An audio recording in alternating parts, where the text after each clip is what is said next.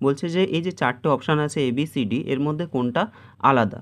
তো দেখো কিভাবে আমরা করব, এখানে PT RU GK আর আছে SW। এখন P থেকে যদি আমরা Tতে যাই, দেখো এখানে আছে P আছে, P থেকে যদি আমরা Tতে যাই তাহলে কত ঘর আমাকে এগিয়ে যেতে হচ্ছে, এখান থেকে 1 2 3 4, তাহলে 4 ঘর আমাকে এগিয়ে যেতে হচ্ছে। তারপরে দেখো এখানে R থেকে U, আর আছে এখানে, আর থেকে যদি আমরা ইউতে যাই তাহলে আর থেকে ইউতে গেলে কত ঘর এগোতে হচ্ছে, এখানে দেখো 1 2 3, 3 ঘর এগিয়ে যেতে হচ্ছে।